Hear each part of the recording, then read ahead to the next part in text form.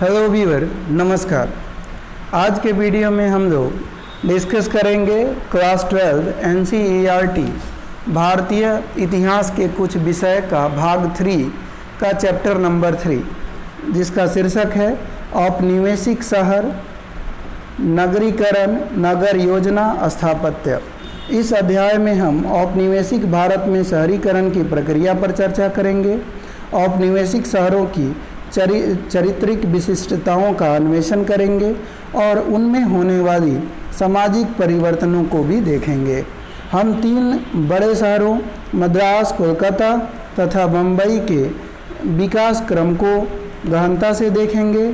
3 शहर मूलतः मत्स्य ग्रहण तथा बुनाई के गांव थे। वे इंग्लिश ईस्ट इंडिया कंपनी की व्यापारिक गतिविधियों के कारण व्यापार के महत्वपूर्ण केंद्र बन गए। कंपनी के एजेंट 1639 में मद्रास तथा 1690 में कलकत्ता में बस गए। 1661 में बम्बई को ब्रिटेन के राजा ने कंपनी को दे दिया, जिसे उसने पुर्तगाल के शासक से अपनी पत्नी के दहेज के रूप में प्राप्त किया था। कंपनी ने इन 3 बस्तियों में व्यापारिक तथा प्रशासनिक कार्यालय स्थापित किए थे। आगे हम जानेंगे पूर्व औपनिवेशिक काल में कस्बों और शहर। इससे पहले हम औपनिवेशिक काल में शहरों के विकास का अन्वेषण करें, हमें ब्रिटिश शासन के पहले की शताब्दियों के शहरों पर नज़र डालनी चाहिए। कस्बों को उनके चरित्र कैसे मिले? कस्बों को सामान्यतः ग्रामीण इलाकों के विपरीत परिभाषित किया जाता था। वे विशिष्ट प्रकार की आर्थिक गतिविधियों और संस्कृतियों के प्रतिनिधि बनकर उभरे। लोग ग्रामीण अंचलों में खेती, जंगलों में संग्रहण या पशुपालन के द्वारा जीवन निर्वाह करते थे। इसके विपरीत कस्बों में शिल्पकार, व्यापारी, प्रशासक तथा शासक रहते थे। कस्बों का ग्रामीण जनता पर प्रभुत्व होता था और वे खेतों से प्राप्त करों और अधिशेष के आधार पर फलते फूलते थे। अक्सर कस्बों और शहरों की किलेबंदी की जाती थी, जो ग्रामीण क्षेत्रों से इनकी पृथकता को चिन्हित करती थी।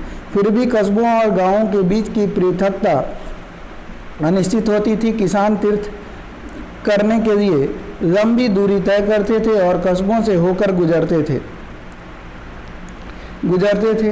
वे अकाल के समय कस्बों में जमा भी हो जाते थे। इसके अतिरिक्त लोगों और माल का कस्बों से गांवों की ओर विपरीत गमन भी था। जब कस्बों पर आक्रमण होते थे तो लोग अक्सर ग्रामीण क्षेत्र में शरण लेते थे। व्यापारी और फेरी वाले कस्बों से माल गांव ले जाकर बेचते थे, जिसके द्वारा बाजारों का फैलाव और उपभोग की नई शैलियों का सृजन होता था।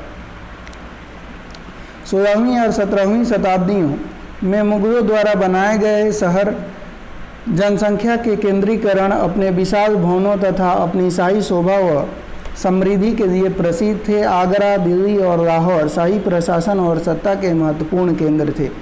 मनसबदार और जागीरदार, जिन्हें साम्राज्य के अलग अलग भागों में क्षेत्र दिए गए थे, सामान्यतः इन शहरों में अपने आवास रखते थे। इन सत्ता केंद्रों में आवास एक अमीर की स्थिति और प्रतिष्ठा का संकेतक था। इन केंद्रों में सम्राट और कुलीन वर्ग की उपस्थिति के कारण वहां कई प्रकार की सेवाएं प्रदान करना आवश्यक था। शिल्पकार कुलीन वर्ग के परिवारों के लिए विशिष्ट हस्तशिल्प का उत्पादन करते थे। ग्रामीण अंचल से शहर के बाजरे में निवासियों और सेना के लिए अनाज लाया जाता था। राजकोष भी शाही राजधानी में ही स्थित थी, इसलिए राज्य का राजस्व नियमित रूप से राजधानी में आता रहता था। सम्राट एक किलेबंद महल में रहता था और नगर एक दीवार से घिरा होता था, जिसमें अलग अलग द्वारों से आने जाने का नियंत्रण रखा जाता था। नगरों के भीतर उद्यान, मस्जिदें, मंदिर, मकबरे, महाविद्यालय, बाजार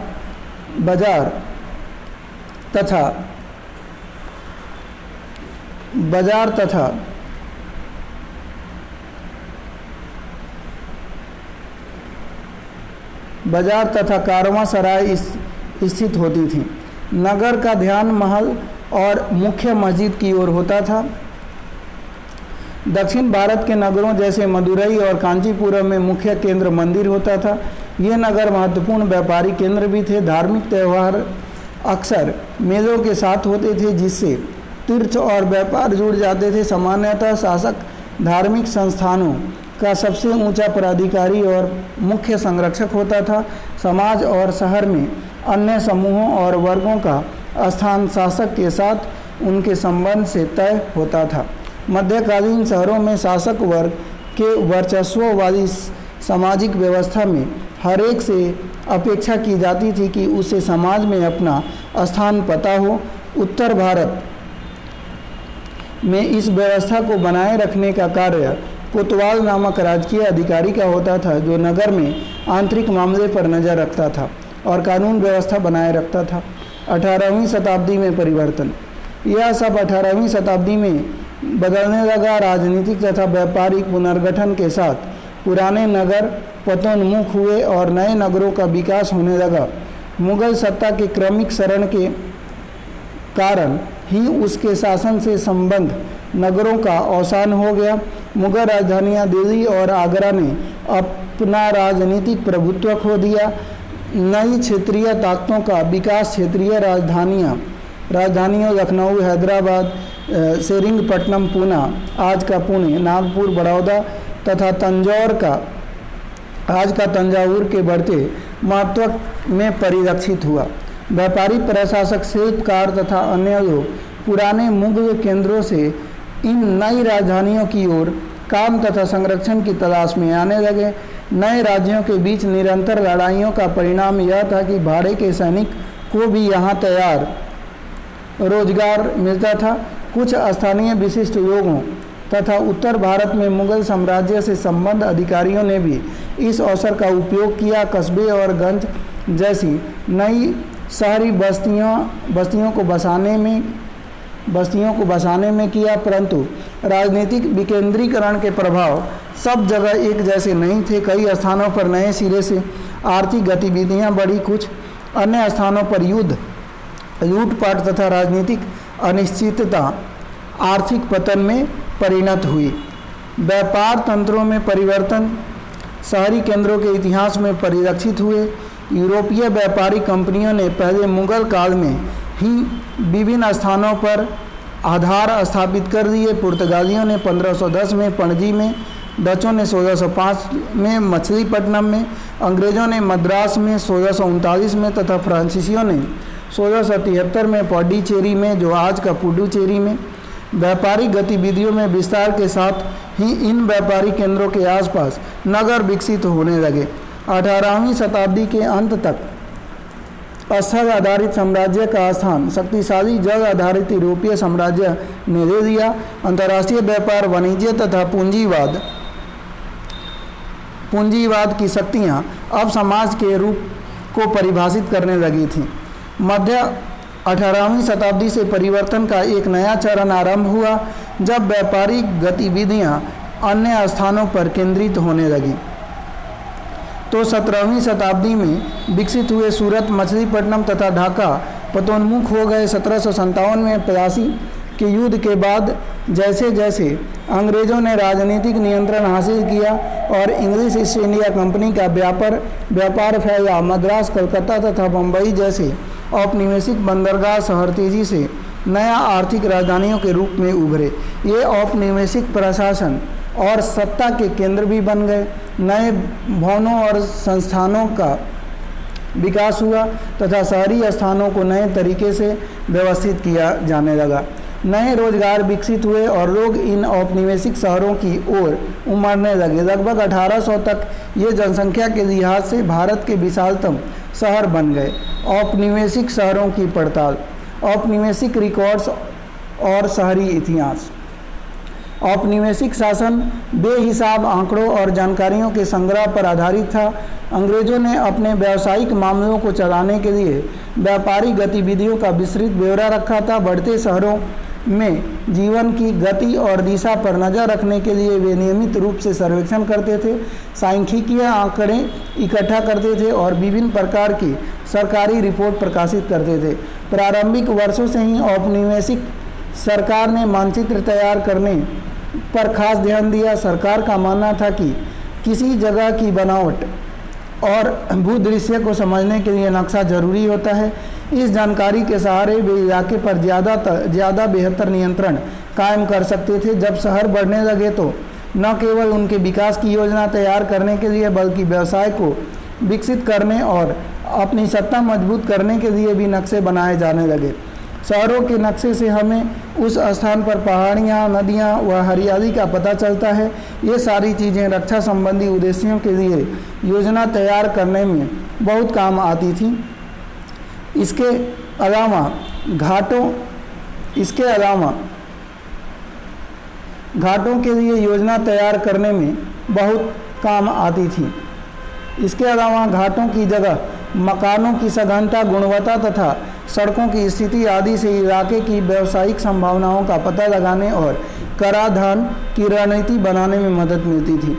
19वीं सदी के आखिर से अंग्रेजों ने वार्षिक नगर पालिका कर वसूली के जरिए शहरों के रख रखाव के वास्ते पैसा इकट्ठा करने की कोशिश शुरू कर दी थी।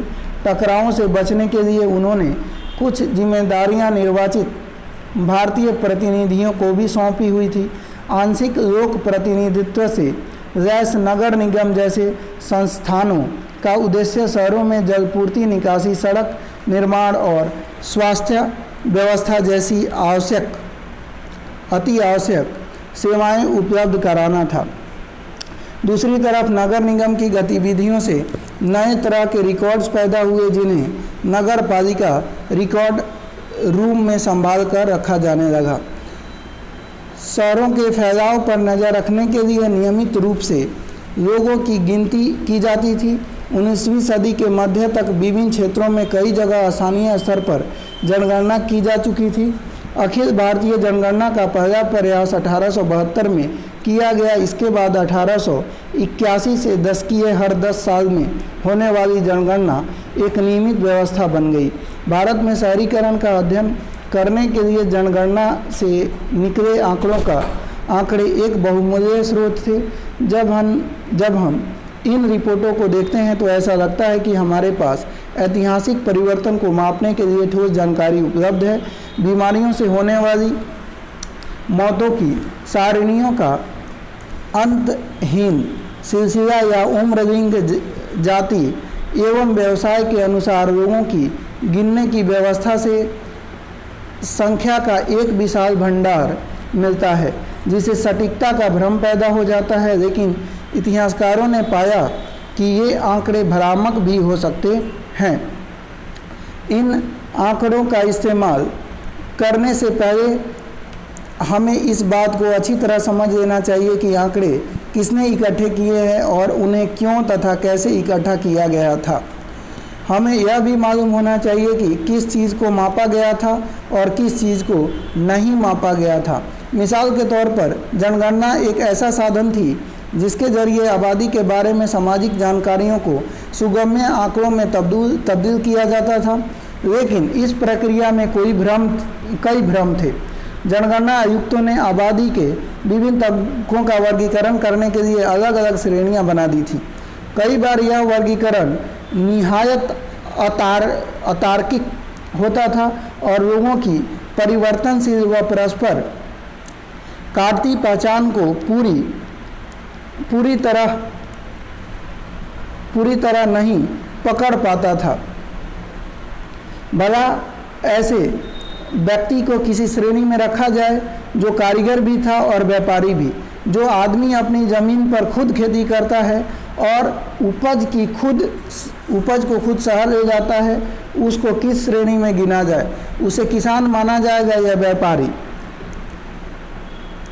बहुधा लोग खुद भी इस प्रक्रिया में मदद देने से इनकार कर देते या जनगणना आयुक्तों को गलत जवाब दे देते थे। काफ़ी अरसे तक वे जनगणना कार्यों को संदेह की दृष्टि से देखते रहे।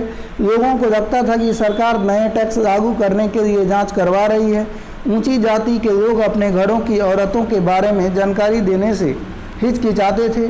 महिलाओं से अपेक्षा की जाती थी कि वे घर की भीतरी हिस्से में दुनिया से कट कर रहे हैं। उनके बारे में सार्वजनिक दृष्टि या सार्वजनिक जांच को सही नहीं माना जाता था।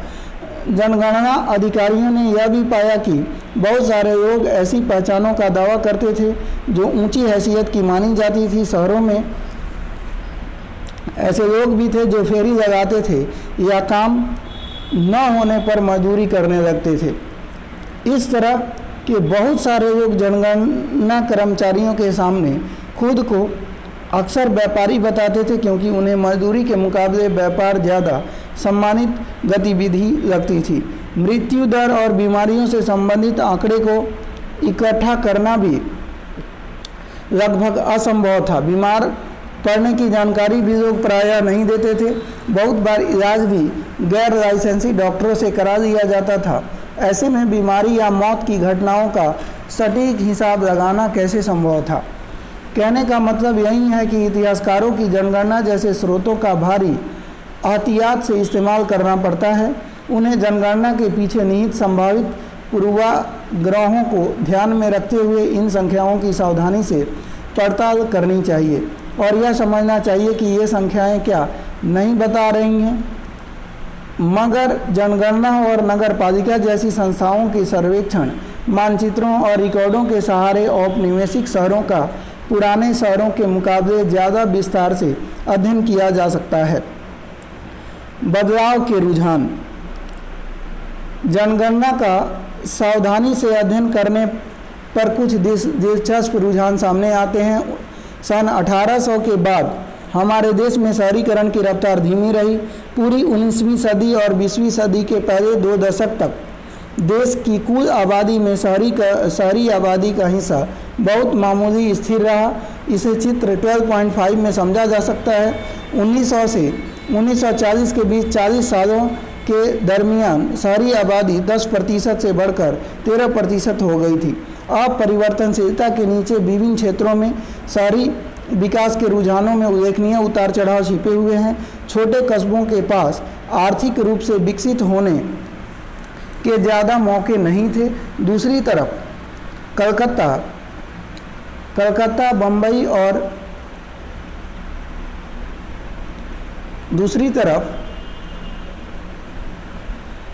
बम्बई और मद्रास तेज़ी से फैले और जल्दी ही विशाल शहर बन गए। कहने का मतलब यह है कि नए व्यावसायिक एवं प्रशासनिक केंद्रों के रूप में इन 3 शहरों के पनपने के साथ साथ कई दूसरे तत्कालीन शहर कमज़ोर भी पड़ते जा रहे थे। औपनिवेशिक अर्थव्यवस्था का केंद्र होने के नाते ये शहर भारतीय सूती कपड़े जैसे निर्यात उत्पादों के लिए संग्रह डिपो थे। मगर इंग्लैंड में हुई औद्योगिक क्रांति के बाद इस प्रवाह की दिशा बदल गई और इन शहरों में ब्रिटेन के कारखानों में बनी चीज़ें उतरने लगी। भारत से तैयार माल के बजाय कच्चे माल का निर्यात होने लगा। इस आर्थिक गतिविधि का स्वरूप ऐसा था कि उसने औपनिवेशिक शहरों को देश की परंपरागत शहरों और कस्बों से बिल्कुल अलग खड़ा किया। 1853 में रेलवे की शुरुआत हुई। इसने शहरों की काया पलट कर दी। आर्थिक गतिविधियों का केंद्र परंपरागत शहरों से दूर जाने लगा, क्योंकि ये शहर पुराने मार्गों और नदियों के समीप थे। हर एक रेलवे स्टेशन कच्चे माल का संग्रह केंद्र और आयातित वस्तुओं का वितरण बिंदु बन गया।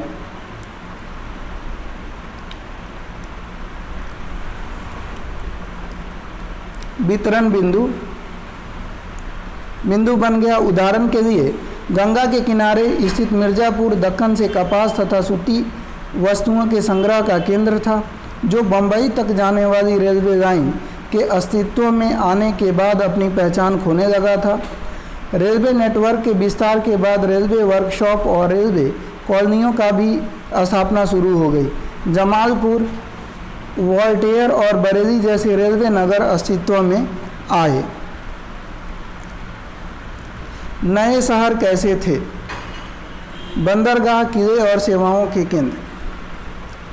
18वीं सदी तक मद्रास, कलकत्ता और बम्बई महत्वपूर्ण बंदरगाह बन चुके थे। यहाँ जो आबादियाँ बसी वे चीज़ों के संग्रह के लिए काफ़ी उपयोगी साबित हुई। ईस्ट इंडिया कंपनी ने अपनी कारखानों यानी वाणिज्यिक कार्यालय इन्हीं बस्तियों में बनाए और यूरोपीय कंपनियों के बीच प्रतिस्पर्धा के कारण सुरक्षा के उद्देश्य से इन बस्तियों की किलेबंदी कर दी। मद्रास में fort Saint George, Kolkata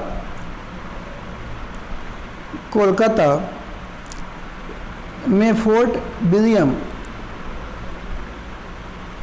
William और बम्बई में फोर्ट, ये इलाके ब्रिटिश आबादी के रूप में जाने जाते थे। यूरोपीय व्यापारियों के साथ लेन देन चलाने वाले भारतीय व्यापारी, कारीगर, कामगार इन किलों के बाहर अलग बस्तियों में रहते थे।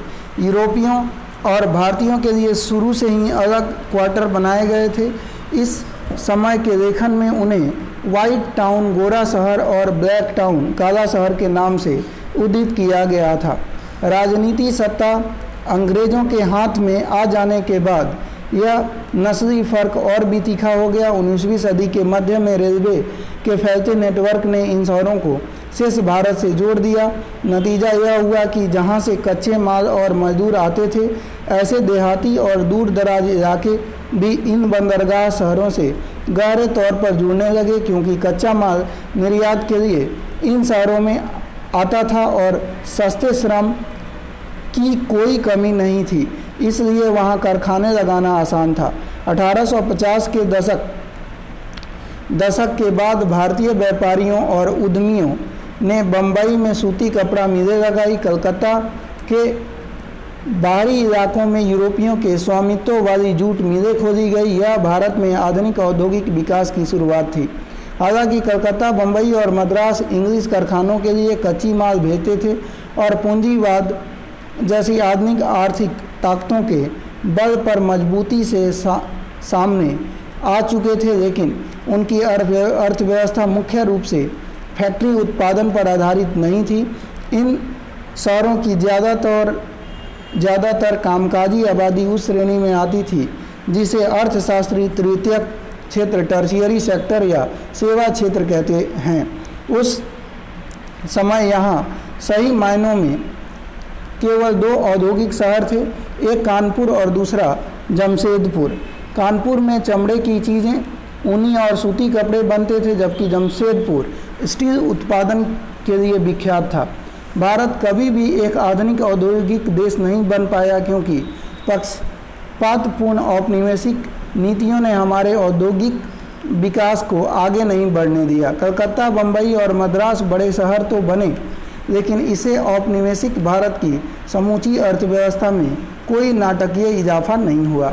एक नया शहरी परिवेश। औपनिवेशिक शहर नए शासकों की वाणिज्यिक संस्कृति को प्रतिबिंबित करते हैं। राजनीतिक सत्ता और संरक्षण भारतीय शासकों के स्थान पर ईस्ट इंडिया कंपनी के व्यापारियों के हाथों में जाने लगा। दुभाषीय, बिचौलिए, व्यापारी और माल आपूर्तिकर्ता के रूप में काम करने वाले भारतीयों का भी इन नए शहरों में एक महत्वपूर्ण स्थान था। नदी या समुद्र के किनारे आर्थिक गतिविधियों से गोदियों और घाटियों का विकास हुआ। समुद्र किनारे गोदाम, वाणिज्यिक कार्यालय, जहाजरानी उद्योगों के लिए बीमा एजेंसियां, यातायात डिपो और बैंकिंग संस्थानों की स्थापना होने लगी। कंपनी के मुख्य प्रशासकीय कार्यालय समुद्र तट से दूर बनाए गए। कलकत्ता में स्थित राइटर्स बिल्डिंग इसी तरह का एक दफ्तर हुआ करती थी। यहाँ राइटर्स का आशय क्लर्कों से था। यह ब्रिटिश शासन में नौकरशाही के बढ़ते कद का संकेत था। किले की 4 दीवारी के आसपास यूरोपीय व्यापारियों और एजेंटों ने यूरोपीय शैली के महल नुमा मकान बना लिए थे। कुछ ने शहर की सीमा से सटे उप शहरी सबर्ब मुफसिल इलाकों में बगीचा घर, गार्डन हाउस बना दिए थे। शासक वर्ग के लिए नस्ली विभेद पर आधारित क्लब, रेसकोर्स और रंगमंच भी बनाए गए।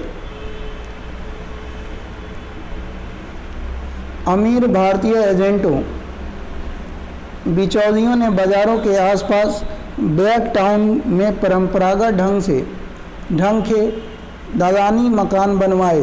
उन्होंने भविष्य में पैसा लगाने के लिए शहर के भीतर बड़ी बड़ी ज़मीनें भी खरीद ली थी। अपने अंग्रेज स्वामियों को प्रभावित करने के लिए वे त्योहारों के समय रंगीन दावतों का आयोजन करते थे। समाज में अपनी हैसियत साबित करने के लिए उन्होंने मंदिर भी बनवाए। मजदूर वर्ग के लोग अपने यूरोपीय और भारतीय स्वामियों के लिए खानसामा, पालकी वाहक, गाड़ी वाहन, चौकीदार, पोर्टर और निर्माण व गोदी मजदूर के रूप में विभिन्न सेवाएं उपलब्ध कराते थे। वे शहर के विभिन्न इलाकों में कच्ची झोपड़ियों में रहते थे।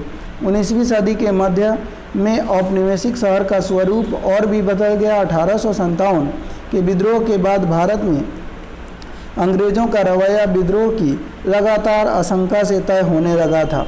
उनको लगता था कि शहरों की और अच्छी तरह हिफाजत करना जरूरी है और अंग्रेज़ों को देशियों के खतरों से दूर सुरक्षित व पृथक बस्तियों में रहना चाहिए। पुराने कस्बों के इर्द गिर्द चरगाहों और खेतों को साफ कर दिया गया। सिविल लाइन्स के नाम पर नए शहरी इलाके विकसित किए गए। सिविल लाइन्स में केवल गोरों को बसाया गया।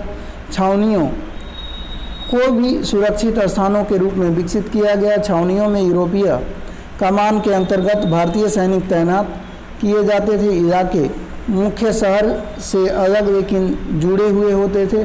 चौड़ी सड़कें, बड़े बगीचों में बने बंगलों, बैरकों, परेड मैदान और चर्च आदि से लैस छावनियाँ यूरोपीय लोगों के लिए सुरक्षित आश्रय स्थल तो थी ही।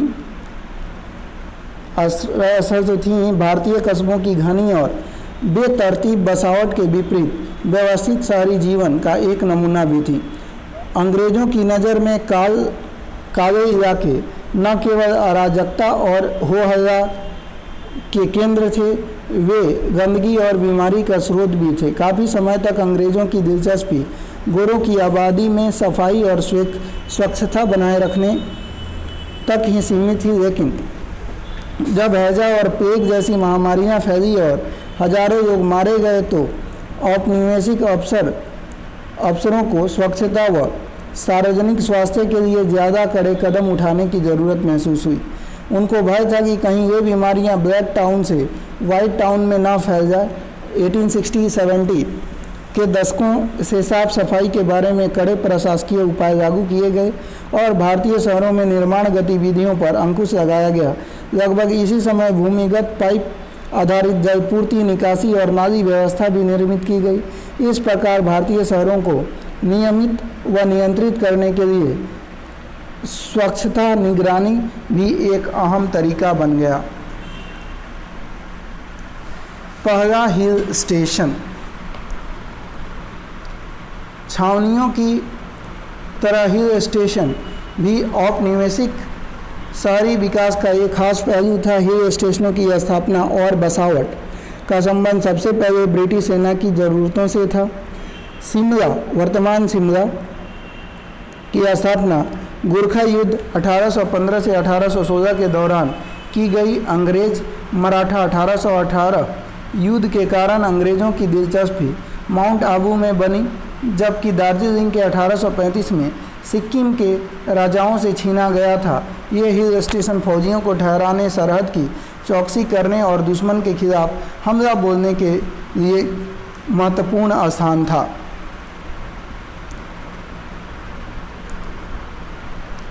भारतीय पहाड़ों की मृदु और ठंडी जलवायु को फायदे की चीज़ माना जाता था, खास तौर से इसलिए कि अंग्रेज गर्म मौसम को बीमारियां पैदा करने वाला मानते थे। उन्हें गर्मियों के कारण हैजा और मलेरिया की सबसे ज़्यादा आशंका रहती थी। वे फौजियों को इन बीमारियों से दूर रखने की पूरी कोशिश करते थे। सेना की भारी भरकम मौजूदगी के कारण ये स्थान पहाड़ियों में एक नई तरह की छावनी बन गए। इन हिल स्टेशनों को सैनिटोरियम के रूप में भी विकसित किया गया था। सिपाहियों को यहाँ विश्राम करने और इलाज कराने के लिए भी भेजा जाता था। क्योंकि हिल स्टेशन की जलवायु यूरोप की ठंडी जलवायु से मिलती जुलती थी, इसलिए नए शासकों को वहाँ की आबो हवा काफ़ी लुभाती थी। वायसराय अपने पूरे अमले के साथ हर साल गर्मियों में हिल स्टेशन पर ही डेरा डाल दिया करते थे। 1864 में वायसराय जॉन लॉरेंस ने अधिकृत रूप से अपनी काउंसिल शिमला में स्थानांतरित कर दी और इस तरह गर्म मौसम में राजधानी बदलने के सिलसिले पर विराम लगा दिया। शिमला भारतीय सेना के कमांडर इन चीफ का भी अधिकृत आवास बन गया। हिल स्टेशन ऐसे अंग्रेज और यूरोपियनों के लिए भी आदर्श स्थान थे जो अपने घर जैसी मिलती जुलती बस्तियां बसाना चाहते थे। उनकी इमारतें यूरोपीय शैली की होती थीं। अलग अलग मकानों के बाद एक दूसरे से कटे विला और बागों के बीच में स्थित कॉटेज बनाए जाते थे। एंग्लिकन चर्च और शैक्षणिक संस्थान आंग्ल आदर्शों का प्रतिनिधित्व करते थे। सामाजिक दावत, चाय बैठक, पिकनिक, रात्रि भोज, मेले, रेस और रंग मंच जैसी घटनाओं के रूप में यूरोपियों का सामाजिक जीवन भी एक खास किस्म का था। रेलवे के आने से ये पर्वतीय सैरगाहें बहुत तरह के लोगों की पहुंच में आ गई। अब भारतीय भी वहां जाने लगे। उच्च और मध्य वर्गीय लोग, महाराजा, वकील, व्यापारी सैर सपाटे के लिए इन स्थानों पर जाने लगे। वहां उन्हें शासक यूरोपीय अभिजन के निकट होने का संतोष मिलता था। हिल स्टेशन औपनिवेशिक अर्थव्यवस्था के लिए भी महत्वपूर्ण थे। पास के हुए इलाकों में चाय और कॉफ़ी बागानों की स्थापना से मैदानी इलाकों से बड़ी संख्या में मजदूर वहां आने लगे। इसका नतीजा यह हुआ कि अब हिल स्टेशन केवल यूरोपीय लोगों की ही सैरगाह नहीं रह गए थे। नए शहरों में सामाजिक जीवन, साधारण भारतीय आबादी के लिए नए शहर दांतों तले उंगली दबा लेने के अनुभव थे। जहां जिंदगी हमेशा दौड़ती भागती सी दिखाई देती थी, वहां चरम संपन्नता और गहन गरीबी दोनों के दर्शन एक साथ होते थे। घोड़ा गाड़ी जैसे नए यातायात साधन और बाद में ट्रामों और बसों के आने से यह हुआ कि अब लोग शहर के केंद्र से दूर जाकर भी बच सकते थे। समय के साथ काम की जगह और रहने की जगह दोनों एक दूसरे से अलग होते गए। घर से दफ्तर या फैक्ट्री जाना एक नए किस्म का अनुभव बन गया। यद्यपि अब पुराने शहरों में मौजूद सामंजस्य और वाकफियत का एहसास गायब था, लेकिन टाउन हॉल, सार्वजनिक पार्क, रंगशालाओं और 20वीं सदी में सिनेमा हॉलों जैसे सार्वजनिक स्थानों के बनने से शहरों में लोगों को मिलने जुलने की उत्तेजक नई जगह और अवसर मिलने लगे थे। शहरों में नए सामाजिक समूह बने तथा लोगों को पुराने पहचानने महत्वपूर्ण नहीं रही। तमाम वर्गों के लोग बड़े शहरों में आने लगे।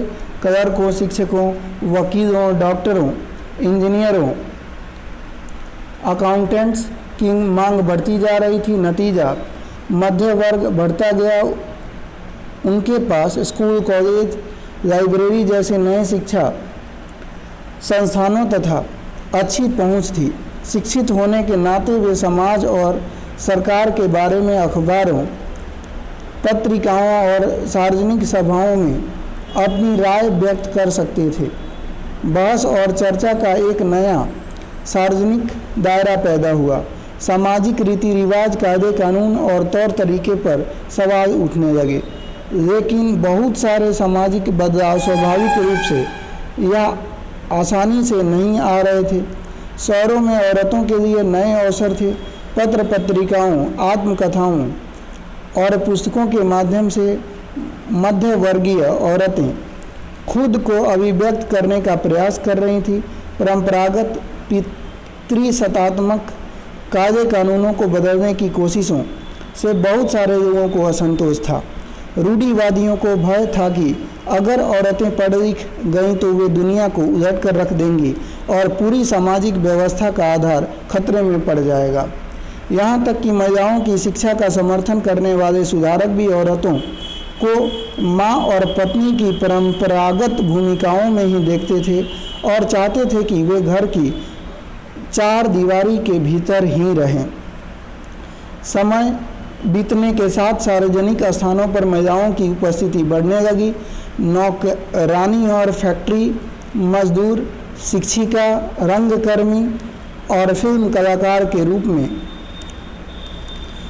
शहर के नए व्यवसायों में दाखिल होने लगीं, लेकिन ऐसी महिलाओं को लंबे समय तक सामाजिक रूप में सम्मानित नहीं माना जाता था और घर से निकलकर सार्वजनिक स्थानों में जा रही थीं। शहरों में मेहनतकश गरीबों या कामगारों का एक नया वर्ग उभर रहा था। ग्रामीण इलाकों के गरीब रोजगार की उम्मीद में शहर की तरफ भाग रहे थे। कुछ लोग को शहर नए अवसरों का स्रोत दिखाई देता था, वहीं कुछ को एक भिन्न जीवन शैली आकर्षण खींच रहा था। उनके लिए यह एक ऐसी चीज़ थी जो उन्होंने पहले कभी नहीं देखी थी। शहर में जीने की लागत पर अंकुश रखने के लिए ज़्यादातर पुरुष प्रवासी अपना परिवार गांव में छोड़कर आते थे। शहर की ज़िंदगी एक संघर्ष नौकरी पक्की नहीं थी, खाना महंगा था, रिहाइश का खर्चा उठाना मुश्किल था। फिर भी गरीबों ने प्रायः अपनी एक अलग जीवंत शहरी संस्कृति रच ली थी। वे धार्मिक त्योहारों, तमाशों, लोक रंगमंच और स्वाग आदि के उत्साह पूर्वक हिस्सा लेते थे, जिनमें ज़्यादातर लोग उनके भारतीय और यूरोपीय स्वामियों का मजाक उड़ाया जाता था। पृथक्करण, नगर नियोजन और भवन निर्माण। यद्यपि मद्रास, कोलकाता और बम्बई तीनों औपनिवेशिक शहर पहले के भारतीय कस्बों और शहरों से अलग थे, लेकिन उनमें कुछ साझे तत्व थे और उनके भीतर कुछ अनूठी बातें पैदा हो चुकी थीं। इनकी जांच करने पर औपनिवेशिक शहरों के बारे में हमारी समझ में निश्चित ही इजाफा होगा। मद्रास में बसावट और पृथक्करण। कंपनी ने अपनी व्यापारिक गतिविधियों का केंद्र सबसे पहले पश्चिमी तट पर सूरत में सुस्थापित बंदरगाह को बनाया था। बाद में वस्त्र उत्पादों की खोज में अंग्रेज व्यापारी पूर्वी तट पर जा पहुंचे। 1639 में उन्होंने मद्रास पट्टनम में एक व्यापारिक चौकी बनाई। इस बस्ती को स्थानीय लोग चेन्नापट्टनम कहते थे। कंपनी ने वहां बसने का अधिकार स्थानीय तेलुगु सामंतों, कालाहस्ती के नायकों से खरीदा था, जो अपने इलाकों में व्यापारिक गतिविधियों को बढ़ाना चाहते थे। फ्रेंच ईस्ट इंडिया कंपनी के साथ प्रतिद्वंद्विता 1746 से 63 के कारण अंग्रेजों को मद्रास की किलेबंदी करनी पड़ी और अपने प्रतिनिधियों को ज़्यादा राजनीतिक व प्रशासकीय जिम्मेदारियां सौंप दी। 1761 में फ्रांसीसियों की हार के बाद मद्रास और सुरक्षित हो गया। वह एक महत्वपूर्ण व्यापारिक शहर के रूप में विकसित होने लगा। यहाँ अंग्रेजों का वर्चस्व और भारतीय व्यापारियों की कमतर हैसियत साफ दिखाई देती थी। फोर्ट सेंट जॉर्ज किला व्हाइट टाउन का केंद्र बन गया, जहाँ ज़्यादातर यूरोपीय रहते थे। दीवारों और बुर्जों ने इस एक खास किस्म की घेराबंदी का रूप दे दिया था। किले के भीतर रहने का फैसला रंग और धर्म के आधार पर किया जाता था। कंपनी के लोगों को भारतीयों के साथ विवाह करने की इजाज़त नहीं थी। भारतीय यूरोपीय ईसाई होने के कारण डच और पुर्तगाली को वहाँ रहने की छूट थी। प्रशासकीय और न्यायिक व्यवस्था की संरचना भी गोरों के पक्ष में थी। संख्या की दृष्टि से कम होते हुए भी यूरोपीय लोग शासक थे और मद्रास का विकास शहर में रहने वाले मुट्ठी भर गोरों की ज़रूरतों और सुविधाओं के हिसाब से किया जा रहा था। ब्लैक टाउन किले के बाहर विकसित हुआ। इस आबादी को भी सीधी कतारों में बसाया गया था, जो कि औपनिवेशिक शहरी की विशिष्टता थी। लेकिन 18वीं सदी के पहले दशक के मध्य उसे ढहा दिया गया ताकि किले के चारों तरफ एक सुरक्षा क्षेत्र बनाया जा सके। इसके बाद उत्तर दिशा से दूर जाकर एक नया ब्लैक टाउन बसाया गया। इस बस्ती में बुनकरों, कारीगरों, बिचौलियों और दुभाषियों को रखा गया, जो कंपनी के व्यापार में महत्वपूर्ण भूमिका निभाते थे। नया ब्लैक टाउन परंपरागत भारतीय शहरों जैसा था। वहाँ मंदिर और बाजार के इर्द गिर्द रिहायशी मकान बनाए गए थे। शहर के बीच से गुजरने वाली आड़ी टेढ़ी संकड़ी गलियों के अलग अलग जातियों के मुहल्ले थे। चिंताद्री पेठ इलाके केवल बुनकरों के लिए थे। वसरमेनपेट में रंगसाज और धोबी रहते थे। रोयापुरम में ईसाई मल्लाह रहते थे जो कंपनी के लिए काम करते थे। मद्रास को बहुत सारे गांवों को मिलाकर विकसित किया गया था। यहाँ विविध समुदायों के लिए अवसरों और स्थानों का प्रबंध था। नाना प्रकार के आर्थिक कार्य करने वाले कई समुदाय आए और मद्रास में ही बस गए। दूबास ऐसे भारतीय लोग थे जो स्थानीय भाषा और अंग्रेजी दोनों को बोलना जानते थे। वे एजेंट एवं व्यापारी के रूप में काम करते थे और भारतीय समाज व गोरों के बीच मध्यस्थ की भूमिका निभाते थे। वे संपत्ति इकट्ठा करने के लिए सरकार को अपनी पहुंच का इस्तेमाल करते थे। ब्लैक टाउन में परोपकारी कार्यों और मंदिरों को संरक्षण प्रदान करने से समाज में उनकी शक्तिशाली स्थिति स्थापित होती थी। शुरुआत में कंपनी के तहत नौकरी पाने वालों में लगभग सारे वेयागार होते थे। यह एक स्थानीय ग्रामीण जाति थी जिसने ब्रिटिश शासन के कारण मिले नए मौक़ों का बढ़िया फ़ायदा उठाया। 19वीं सदी में अंग्रेजी शिक्षा के प्रसार से ब्राह्मण भी शासकीय महकमों में इस तरह के पदों पर जोर लगाने लगे।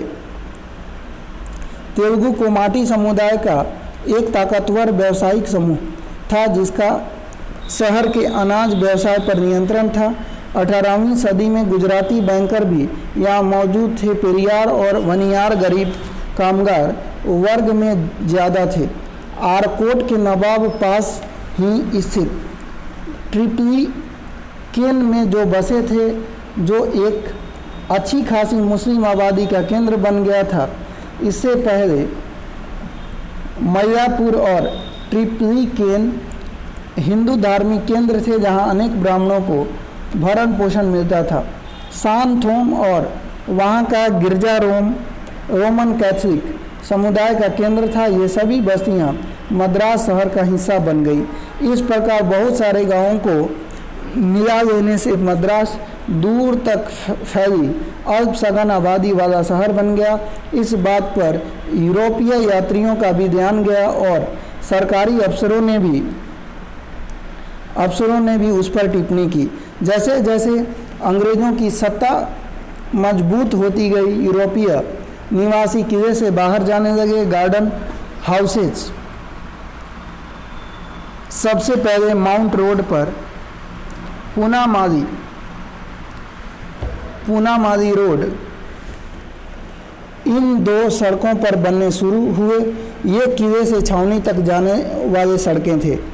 इस दौरान संपन्न भारतीय भी अंग्रेज़ों की तरह रहने लगे थे। परिणाम स्वरूप मद्रास के इर्द गिर्द स्थित गांवों की जगह बहुत सारे नए उप शहरी इलाकों ने ले ली। यह इसलिए संभव था क्योंकि संपन्न लोग परिवहन सुविधाओं की लागत वहन कर सकते थे। गरीब लोग अपने काम की जगह से नज़दीक पड़ने वाले गांव में बस गए। मद्रास के बढ़ते शहरीकरण का परिणाम यह था कि इन गांवों के बीच वाले इलाके शहर के भीतर आ गए। इस तरह मद्रास एक अर्ध ग्रामीण सा शहर दिखने लगा। कलकत्ता में नगर नियोजन।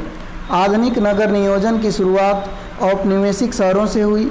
इस प्रक्रिया में भूमि उपयोग और भवन निर्माण का नियमन के जरिए शहर के स्वरूप को परिभाषित किया गया। इसका एक मतलब यह था कि शहरों में लोगों के जीवन को सरकार ने नियंत्रित करना शुरू कर दिया था। इसके लिए एक योजना तैयार करना और पूरी शहरी परिधि का स्वरूप तैयार करना जरूरी था। यह प्रक्रिया अक्सर इस सोच से प्रेरित होती थी कि शहर कैसा दिखना चाहिए और उसे कैसे विकसित किया जाएगा।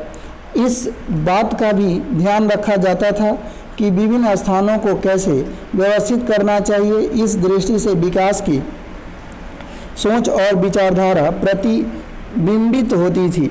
और उसका क्रियान्वयन जमान उसके बासिंदों और संसाधनों पर नियंत्रण के जरिए किया जाता था। इसकी कई वजहें थी कि अंग्रेज़ों ने बंगाल में अपने शासन के शुरू से ही नगर नियोजन का कार्यक्रम अपने हाथों में क्यों लिया था। एक फौरी वजह तो रक्षा उद्देश्य से संबंधित थी। 1756 में बंगाल के नवाब सिराजुद्दौला ने कलकत्ता पर हमला किया और अंग्रेज व्यापारियों द्वारा माल गोदाम के तौर पर बनाए गए छोटे किलों पर कब्जा कर लिया। ईस्ट इंडिया कंपनी के व्यापारी नवाब की संप्रभुता पर लगातार सवाल उठा रहे थे। वे न तो कस्टम ड्यूटी चुकाना चाहते थे और न ही नवाब द्वारा तय की गई कारोबार की शर्तों पर काम करना चाहते थे। सिराजुद्दौला अपनी ताकत का लोहा मनवाना चाहता था। कुछ समय बाद 1757 में प्लासी के युद्ध में सिराजुद्दौला की हार हुई। इसके बाद ईस्ट इंडिया कंपनी ने एक ऐसा नया किला बनाने का फैसला लिया जिस पर आसानी से हमला न किया जा सके। कलकत्ता को सुल्तानती कोलकाता और गोविंदपुर इन 3 गांवों को मिलाकर बनाया गया था। कंपनी ने इन तीनों में सबसे दक्षिण में पड़ने वाले गोविंदपुर गांव की जमीन को साफ करने के लिए वहां के व्यापारियों और बुनकरों को हटाने का आदेश जारी कर दिया। नवनिर्मित फोर्ट विलियम के इर्द गिर्द एक विशाल जगह खाली छोड़ दी गई जिसे स्थानीय लोग मैदान या गारेर मठ कहने लगे। खाली मैदान रखने का मकसद यह था कि अगर दुश्मन की सेना किले की तरफ बढ़े तो उस पर किले से बेरोक टोक गोलीबारी की जा सके। जब अंग्रेज़ों को कलकत्ता में अपनी उपस्थिति अस्थायी दिखाई देने लगी तो वे फोर्ट से या बाहर मैदान के किनारे पर भी आवासीय इमारत बनाने लगे। कलकत्ता में अंग्रेज़ों की बस्तियां इसी तरह अस्तित्व में आना शुरू हुई। फोर्ट के इर्द गिर्द की विशाल खुली जगहों जो अभी भी मौजूद हैं यहाँ की एक पहचान बन गई। यह कोलकाता में नगर नियोजन की दृष्टि से पहला उल्लेखनीय काम था। कलकत्ता में नगर नियोजन का इतिहास केवल फोर्ट विलियम और मैदान के निर्माण के साथ पूरा होने वाला नहीं था। 1798 में लॉर्ड वेलेस्ली गवर्नर जनरल बने। उन्होंने कलकत्ता में अपने लिए गवर्नमेंट हाउस के नाम से एक महल बनवाया। यह इमारत अंग्रेज़ों की सत्ता का प्रतीक थी। कलकत्ता में आज जमने के बाद वेलेस्ली शहर के हिंदुस्तानी आबादी वाले हिस्से की भीड़ भाड़, ज़रूरत से ज़्यादा हरियाली, गंदे तालाबों, सड़ांध और निकासी की खस्ता हालात को देखकर परेशान हो उठा। अंग्रेज़ों को इन चीज़ों से इसलिए परेशानी थी क्योंकि उनका मानना था कि दलदली ज़मीन और ठहरे हुए पानी को तालाब से जहरीली गैसें निकलती हैं जिनसे बीमारियां फैलती हैं। उष्णकटिबंधीय जलवायु को वैसे भी स्वास्थ्य के लिए हानिकारक और शक्ति का क्षय करने वाला माना जाता था। शहर को ज़्यादा स्वास्थ्यपरक बनाने का एक तरीका यह ढूंढा गया कि शहरों में खुले स्थान छोड़े जाएं। वेलेस्ली ने 1803 में नगर नियोजन की आवश्यकता पर एक प्रशासकीय आदेश जारी किया और इस विषय में कई कमेटियों का गठन किया। बहुत सारे बाज़ारों, घाटों, कब्रिस्तानों और चर्म शोधन इकाइयों को साफ किया गया या हटा दिया गया। इसके बाद जन स्वास्थ्य एक ऐसा विचार बन गया जिसकी शहरों की सफाई और नगर नियोजन परियोजना में बार बार दुहाई दी जाने लगी।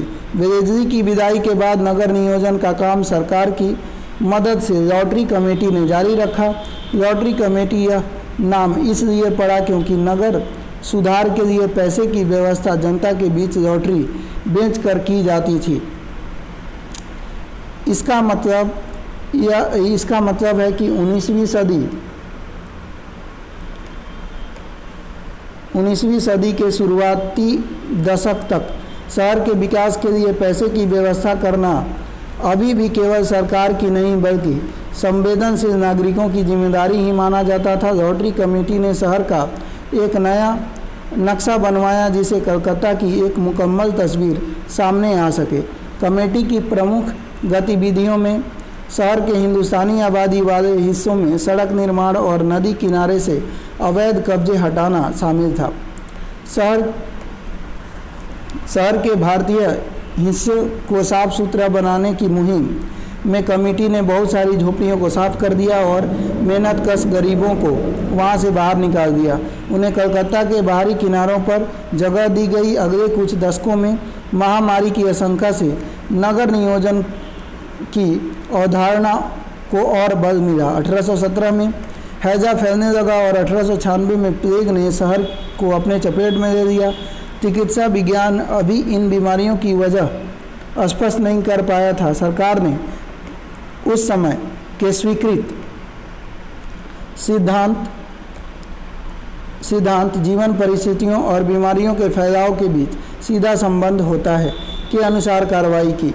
इस सोच को द्वारकानाथ टैगोर और रुस्तम जी कोवास जी जैसे शहरों के जाने माने हिंदुस्तानियों का समर्थन हासिल था।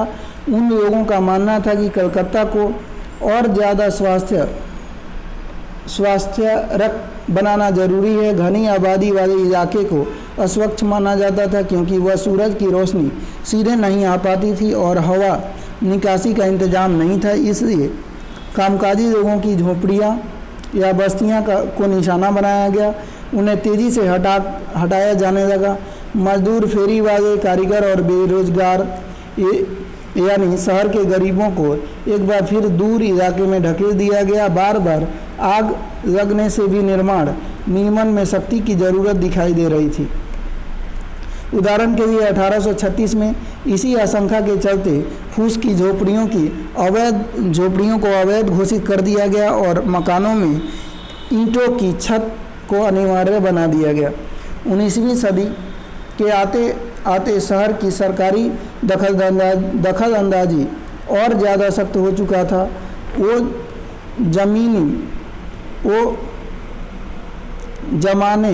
जमाना लग चुका था जब नगर नियोजन को सरकार और निवासियों दोनों की साझा जिम्मेदारी माना जाता था। वित्त पोषण सहित नगर नियोजन के सारे आयामों को सरकार अपने हाथों में ले लिया। इस आधार पर और ज़्यादा तेजियों से झुग्गियों को हटाया जाने लगा और दूसरे इलाकों की कीमत पर ब्रिटिश आबादी वाले हिस्सों को तेज़ी से विकसित किया जाने लगा। स्वास्थ्य कर और अस्वास्थ्य कर के नए विभेद के सहारे व्हाइट और ब्लैक टाउन वाले नस्ली विभाजन को और बल मिला। नगर निगम में मौजूद भारतीय नुमाइंदों ने शहर के यूरोपीय आबादी वाले इलाकों के विकास पर ज़रूरत से ज़्यादा ध्यान दिए जाने का विरोध किया। इन सरकारी नीतियों के विरुद्ध जनता के प्रतिरोध ने भारतीयों के भीतर उपनिवेशवाद विरोधी और राष्ट्रवादी भावनाओं को बढ़ावा दिया। जैसे जैसे ब्रिटिश साम्राज्य फैला, अंग्रेज कलकत्ता, बम्बई, मद्रास जैसे शहरों को शानदार शाही राजधानी में तब्दील करने की कोशिश करने लगे। उनकी सोच में ऐसा लगता था मानो शहरों की भव्यता से शाही सत्ता की ताकत प्रतिबिंबित होती है। आधुनिक नगर नियोजन में ऐसा हर चीज़ को शामिल किया गया जिसके प्रति अंग्रेज अपनेपन का दावा करते थे। तर्क संगत क्रम व्यवस्था, सटीक क्रियान्वयन, पश्चिमी सौंदर्यात्मक आदर्श, शहरों का साफ और व्यवस्थित, नियोजित और सुंदर होना जरूरी था। बम्बई में भवन निर्माण, यदि इस शाही दृष्टि को साकार करने का एक तरीका नगर नियोजन था तो दूसरा तरीका यह था कि शहर में भव्य इमारतों के मोती टांक दिए जाएं। शहरों में बनने वाली इमारतों के किले, सरकारी दफ्तर में शैक्षणिक संस्थान, धार्मिक इमारतें, स्मारकीय मीनारें, व्यावसायिक डिपो, यहाँ तक कि गोदियाँ और पुल कुछ भी हो सकती थी। बुनियादी तौर पे ये इमारतें रक्षा, प्रशासन और वाणिज्य जैसी प्राथमिक आवश्यकताओं की पूर्ति करती थी, लेकिन ये साधारण इमारतें नहीं थी। अक्सर ये इमारतें शाही सत्ता, राष्ट्रवाद और धार्मिक वैभव जैसी विचारों का प्रतिनिधित्व भी करती थीं। आइए देखें कि बम्बई में इस सोच को अमली जामा किस तरह पहनाया गया। शुरुआत में बम्बई 60 टापुओं का इलाका था। जैसे जैसे आबादी बढ़ी, इन टापुओं को एक दूसरे से जोड़ दिया गया ताकि ज़्यादा जगह पैदा की जा सके। इस तरह आखिरकार ये टापू एक दूसरे से जुड़ गए और एक विशाल शहर अस्तित्व में आया। बम्बई औपनिवेशिक भारत की वाणिज्यिक राजधानी थी। पश्चिमी तट पर एक प्रमुख बंदरगाह होने के नाते यह अंतर्राष्ट्रीय व्यापार का केंद्र था। 19वीं सदी के अंत तक भारत का आधा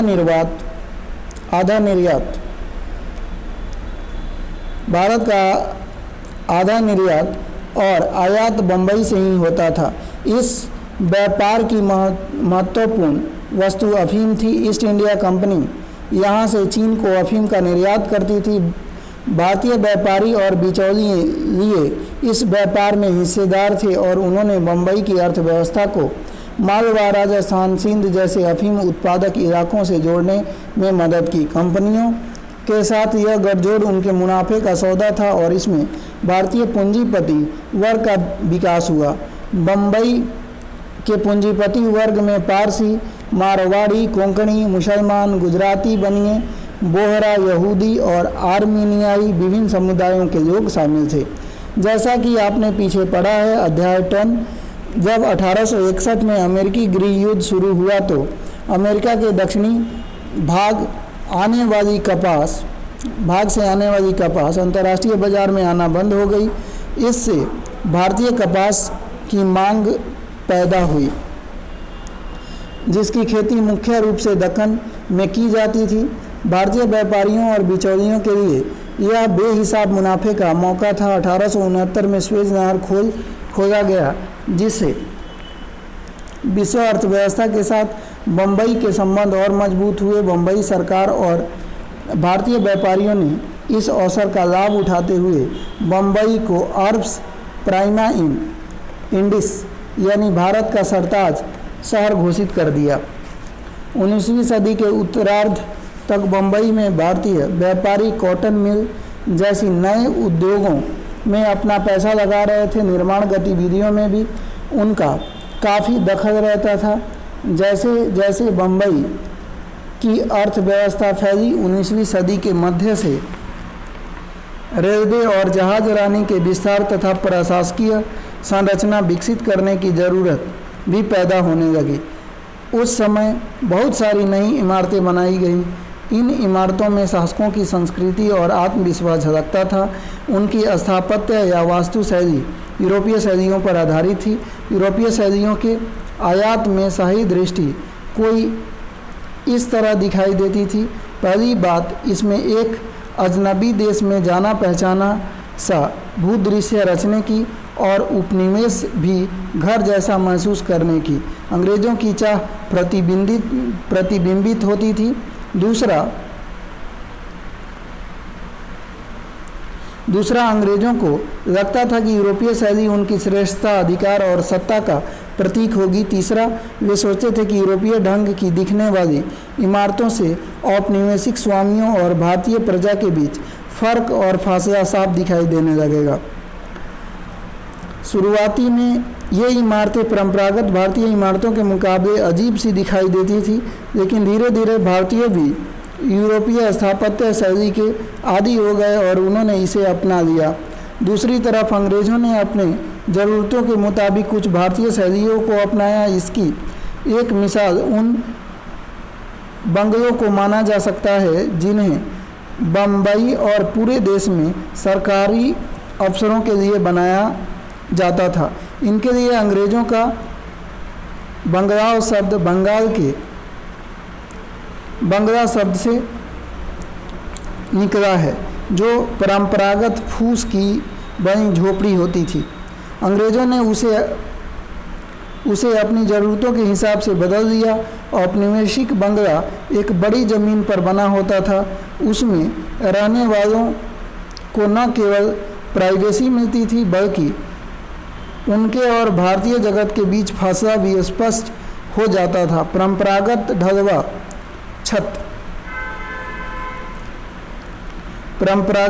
छत और चारों तरफ बना बरामदा बंगले को ठंडा रखता था। बंगले के परिसर में घरेलू नौकर के लिए अलग से क्वार्टर होते थे। सिविल लाइन्स में बने इस तरह के बंगले एक खालिश नस्ली गढ़ बन गए थे, जिनमें शासक वर्ग भारतीयों के साथ रोजाना सामाजिक संबंधों के बिना आत्मनिर्भर जीवन जी सकते थे। सार्वजनिक भवनों के लिए मोटे तौर पर 3 स्थापत्य शैलियों का प्रयोग किया गया। 2 शैलियाँ उस समय इंग्लैंड में प्रचलित चलन से आती थीं। इनमें से एक शैली को नवशास्त्र या नियो क्लासिकल शैली कहा जाता था। बड़े बड़े स्तंभों के पीछे रेखा गणितीय संरचनाओं का निर्माण इस शैली की विशेषता थी। यह शैली मूल रूप से प्राचीन रोम भवन निर्माण शैली से निकली थी, जिसे यूरोपीय पुनर्जागरण के दौरान पुनर्जीवित, संशोधित और लोकप्रिय किया जाता था। भारत में ब्रिटिश साम्राज्य के लिए उसे खास तौर से अनुकूल माना जाता था। अंग्रेज़ों को लगता था कि जिस शैली में शाही रोम की भव्यता दिखाई देती थी, उसे शाही भारत के वैभव की अभिव्यक्ति के लिए भी प्रयोग किया जा सकता था। इस स्थापत्य शैली के भूमध्य सागरीय उद्गम के कारण उसे उष्णकटिबंधीय मौसम के अनुकूल भी माना गया। 1833 में बम्बई का टाउन हॉल चित्र 12.16 इसी शैली के अनुसार बनाया गया था। 1860 के दशक में सूती कपड़ा उद्योग की तेजी के समय बनाई गई बहुत सारी व्यावसायिक इमारतों समूह को एलिफ्स्टन सर्कल कहा जाता था। बाद में इसका नाम बदलकर हॉर्नी मान सर्कल रख दिया गया था। यह नाम भारतीय राष्ट्रवादियों की हिमायत करने वाले एक अंग्रेज संपादक के नाम पर पड़ा था। वह इमारत इटली की इमारतों से प्रेरित था। इसमें पहले मंजिले पर ढके हुए तोरण पथ एक्रेड का रचनात्मक ढंग से इस्तेमाल किया गया। दुकानदारों व पैदल चलने वालों को तेज धूप और बरसात से बचाने के लिए यह सुधार काफ़ी उपयोगी था।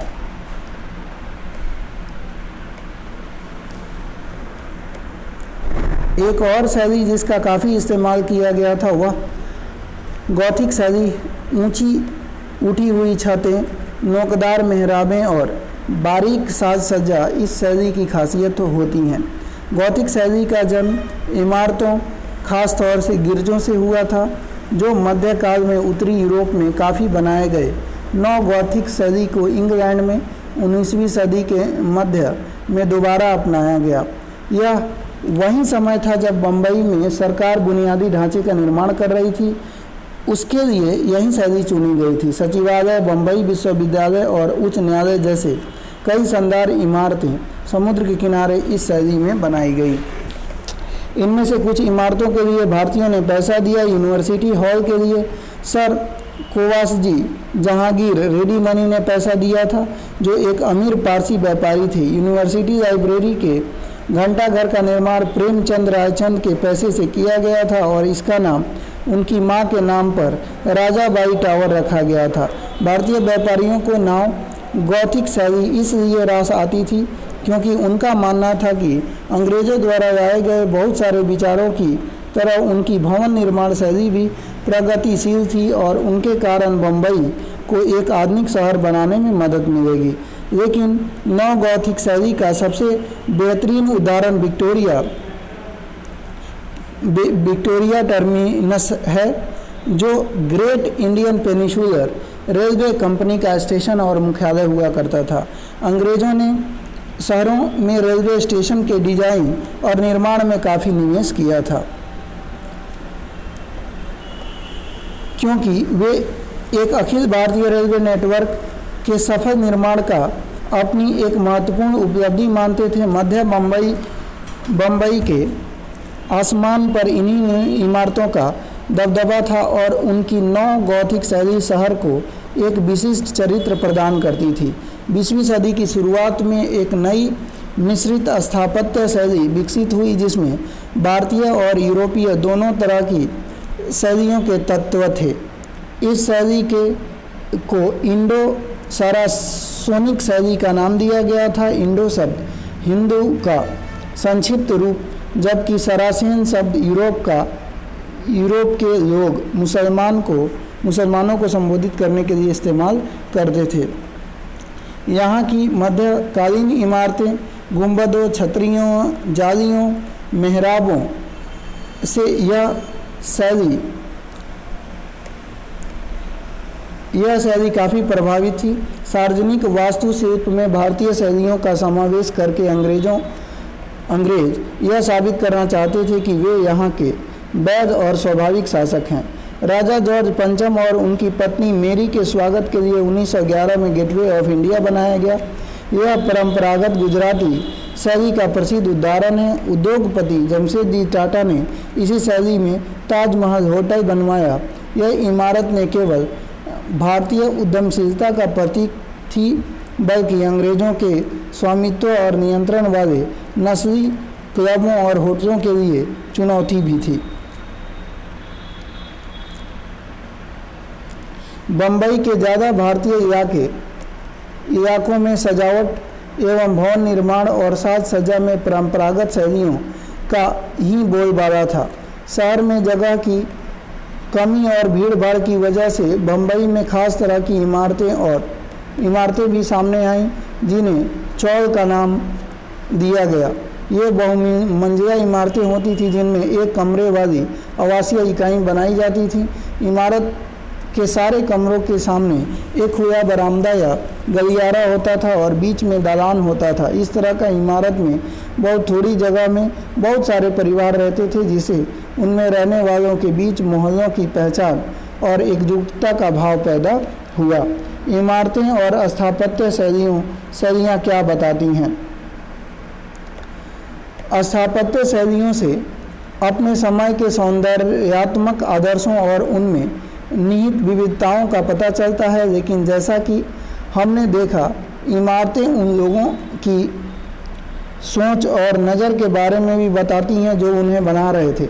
इमारतों के जरिए सभी शासक अपनी ताकत का इजहार करना चाहते थे। इस प्रकार एक खास वक्त के स्थापत्य शैली को देखकर हम यह समझ सकते हैं कि उस समय सत्ता को किस तरह देखा जा रहा था और वह इमारतों और उनकी विशेषताओं, ईंट, पत्थर, खंभे और मेहराब, आसमान छूते गुंबद या उभरी हुई छतें के जरिए किस प्रकार अभिव्यक्त होती थीं। स्थापत्य शैलियों से केवल प्रचलित रुचियों का ही पता नहीं चलता, वे उनको बदलती भी हैं। वे नई शैलियों को लोकप्रियता प्रदान करती हैं और संस्कृति की रूपरेखा तय करती हैं। जैसा कि हमने देखा, बहुत सारे भारतीय भी यूरोपीय स्थापत्य शैलियों को आधुनिकता व सभ्यता का प्रतीक मानते हुए उन्हें अपनाने लगे थे, लेकिन इस बारे में सबकी राय एक जैसे नहीं थी। सारे भारतीयों को यूरोपीय आदर्शों से आपत्ति थी और उन्होंने देसी शैली को बचाए रखने का प्रयास भी किया। बहुतों ने पश्चिम के कुछ ऐसे खास तत्वों को अपना लिया जो उन्हें आधुनिक दिखाई देते थे और उन्हें स्थानीय परंपराओं के तत्वों में समाहित कर दिया। 19वीं सदी के आखिर में औपनिवेशिक आदर्शों से भिन्न क्षेत्रीयों और राष्ट्रीय अभिरुचियों को परिभाषित करने के प्रयास दिखाई देते हैं।